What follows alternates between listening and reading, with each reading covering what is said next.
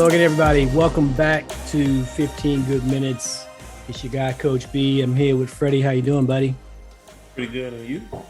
Doing better now. Look who we got in the trifecta picture, man. It's been like, 7 weeks? And welcome back, JR. What's up, buddy? Good to see you. Hey, man, it's great to be back. I'm telling you, finally got that transplant I talked about a few episodes ago. How's the recovery? Coming along, man? It's slow, it's a process, you've got something foreign in your body. You got to get used to it. Like I was telling Freddie, before, you've got to get your medications right. So it's a constant change.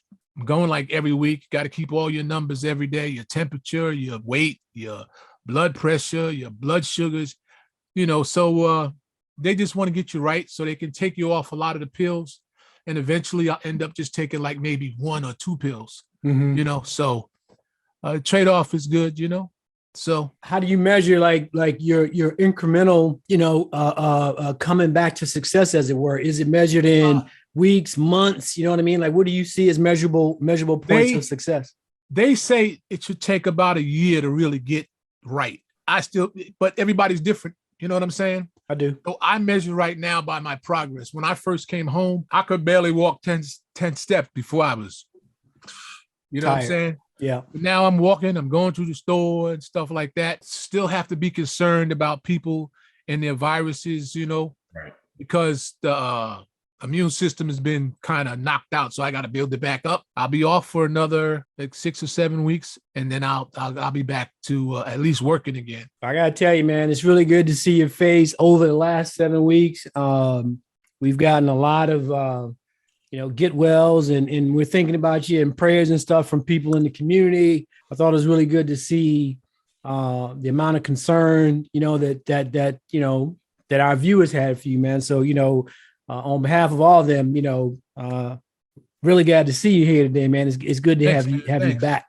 Definitely. Appreciate that. Y'all better than my job, at least. Me and Freddie been trying to hold it down, man. And so with that, because I don't know how much you've seen or not seen. So what we'll do this week is kind of like a little light recap. Last week, we kind of ended the show talking about screen time and stuff like that. And of the three of us, JR, you're on your phone the most, straight you gotta up. understand now, when I was down, that was it. That's all I had. So, wife left me in the hospital because they had these rules that you got to be gone by 6 o'clock. Nothing on television. That's it. I'm just, playing games on Facebook. When you're not, and I asked this to Freddie last week, but when you're in a regular kind of mode of operation like you are right now, are you more of a PC, laptop, or tablet or iPhone user? More of a PC and iPad. I'm not iPad, laptop. Okay. Why? I can see more things on my screen. Mm-hmm. A lot of stuff that I do online, like everybody else, is like banking, paying bills. And if I got this little phone screen, that's I got to turn it sideways. Yep. Yeah.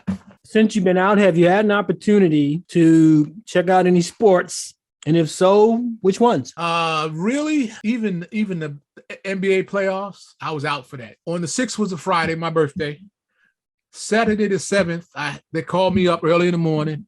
I had to go to the hospital that day. I had the operation. I stayed in the hospital for like a week, and I was out. I was down. Right. Then I went for an appointment. They said, "Oh, we see some blood." They had to open me up again. They fixed that. So on June 8th, they said, "You got to remove a stent, because when you get a kidney, they put a stent in between. Right. You got to get it taken out." The thing is, you know how they go get the stent. Like surgery, right? Just open and go get it? No, they go through your urethra. Oh! So God bless. Yes, God bless you, brother. my man said, now this don't hurt. This don't hurt. He said, the chick said it's a little uncomfortable. Man, that even hurts, eh? I want to jump up out that chair, boy. I mean, you weren't under sedation or anything? Just... No. Oh, finally, the NBA Finals ended. We talked about that in April, right? April, May, and June, the finals. This is the last weekend in June. NHL hockey finals are ending. U.S. Open golf ended last week. I think Wimbledon starts like the first week of July. So Freddie, when you have all of these major sports ending around the same time, how does that impact you as someone who consumes sports? Do you just turn your attention to totally something else for a while, before the NFL, or are you still lingering in some of the old things that just ended? I start to really get caught up on baseball. I actually watched game 3 of the NHL last night. I'm pulling for the Tampa Bay Lightning. I'm a Bucks fan, so I don't know nothing about hockey. Me either, but they played their ass off to get that win for game number 3. Because if they go down 0-3, and then by the time y'all see all this has already happened because I know they're playing again. But I'm with Freddie. I don't follow it. JR's a resident hockey guy, but he's been on the injured reserve for 7 weeks. Exactly. I'm looking at that beat down that they got when they was at the high altitude. Right. And so I watched that too. So go ahead. What are you doing when you're not watching hockey? So now it's just I'm catching up on baseball.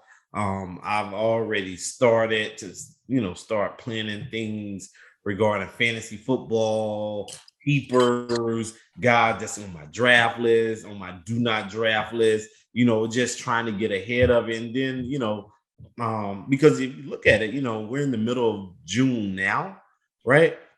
Another month from now, we'll be talking about getting ready to go to training camp. Who signed with this team, who didn't, who got cut, who tore ACL or whatever the case may be. And so it's just now, this is kind of like my transition period, while also looking at what's going on in the NBA with, who's going to opt in, opt out, who's going to sign new deals, the NBA draft process and everything. And even, a little bit of the WNBA. So it's kind of like, this is kind of like that. It's a gray area, but it's also a chance for you to catch up on, other aspects of other sports. Yeah, I totally get that. So in your case, JR, you just, slowly working your way back in. Yeah. As June ends and July begins, where are you in your head regarding sports? Still baseball. Yeah. Oh yeah. Still baseball. My man, I talk about my man, but he playing. Always talk about him. You can't say nothing else because they're gonna have to pay the man. They're gonna better pay him.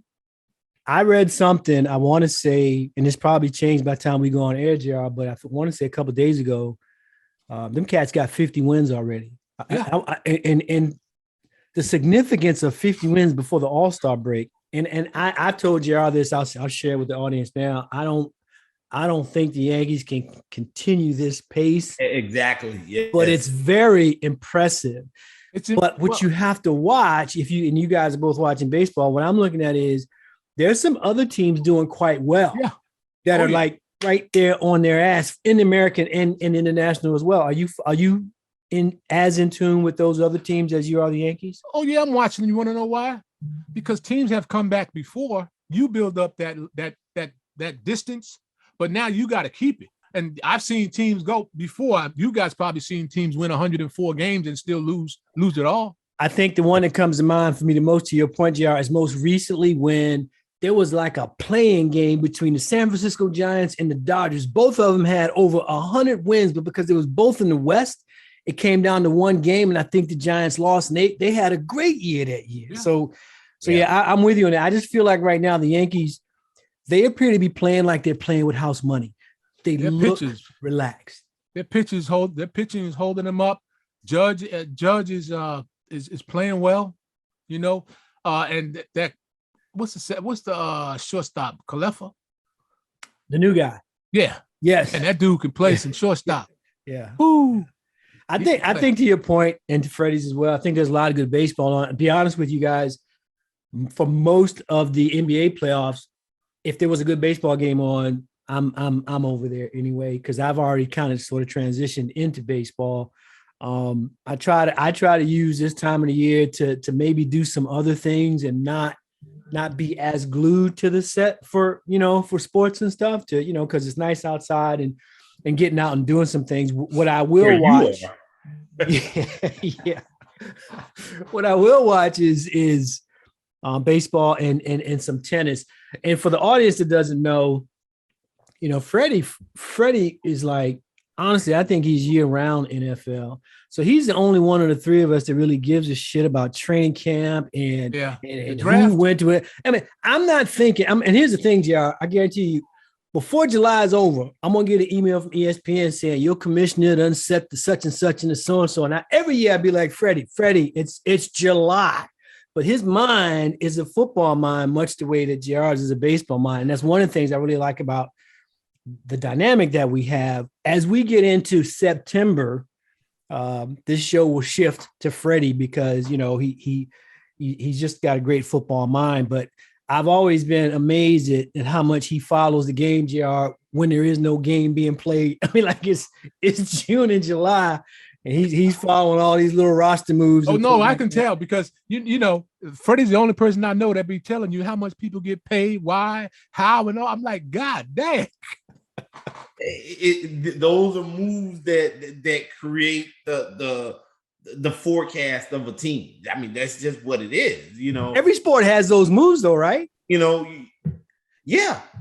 I mean, you know, every team, every sport has them. Yeah, so it's kind of like this. You know, I just feel like, you know, if you're gonna know it and understand it, you have to know all the details or as many of the details as you can. So when you see, you know, a deal go down or someone get cut or whatever the case may be, you like, okay. NFL players be saying, "Why you in my pocket, man? Why you telling my business?" Not only that, JR, but for me, I don't even honestly, JR, I don't even watch preseason football, man. I don't. I understand what's going on with it and strategy of coaches, and now to the point, you know, every time they extend the season, the regular season, less and less starters are playing for all the right reasons. So when they lace them up and they go, I'll be good. This year, I'm going to be really interested because there've been so many changes in the announcer crews. I mean, you had the Fox team move to ESPN. Yeah. They are now the Monday night team, right? With Buck and Aikman. And then you got Hurt Streak coming in from college. I think that's a really big move, and I don't know how that's going to work. I love him in college. I actually like it. I like him in college like I like Jay Billis in college, but I don't think every college analyst can transcend to the pro level. I actually like. I'm very excited to watch. I actually like Hurt Streak because I think he in his analysis he's very fair with it, and I think he's very good with it. So I mean, football. Well, that's what I hate about a lot of announcers that like for the Orioles that specifically them or even the Yankees. Well, the Yankees are not so much that they favor the Yankees. Yeah. There's a lot of guys that they are so one-sided. I tell you what, JR, one thing I find really amazing, like is if I'm looking for a good baseball game at night, more times than not, I got to go to the MLB Network, and when they show you a game, they're just tapping in to whoever's feed it is. Yeah. And you get into a Seattle game, they are so pro their team, you almost got to turn off the volume because they're making excuses for bad plays and all. Like, and it doesn't take you long at all to realize, like, this is not a TBS game. This is not an ESPN game. You know, it's a bunch of homers that are following, and every team has them, but I think some ball clubs are worse than others. Yes, they take it, in my opinion anyway, they take it way too far. Those are the ones I hate, whether it be basketball, football, baseball, NFL. I hate those, you know, those are the worst. Those are the homers. I've got, before we close out, I've got an it's not a sports related question of the week, but something that I want to know. I'm going to ask you guys first, and then we'll put it to the audience. Do you listen to regular radio for anything other than news? Does anybody do that anymore? Just radio stations, like for music? Do either one of you guys do that? I will, because I like listening to Donnie, Russ Paul, local DC radio then. Yeah. And you know they still got Huggy on there too. I don't, because when I'm in my car, that is my time to kind of compartmentalize and plan and process, you know, what I have to do at home, what I have to do work. And it is just kind of like an additional sanctuary. I got in the truck, and while I was trying to figure out what to listen to, the radio came on. I didn't know what the hell it was, and I was like, I don't know what numbers or what station. And I said to myself, who listens to regular radio anymore. Now, I listen to that news channel so I can pick up some traffic tips and stuff like that. But I mean, like, you know how we used to do in the day, like JR's point, you know, you knew Donnie Simpson was on from 2 to 6, you know, and who's your drive time and all that. Does anybody do that anymore? We are out. We will see you guys next week. Happy belated Father's Day, gentlemen.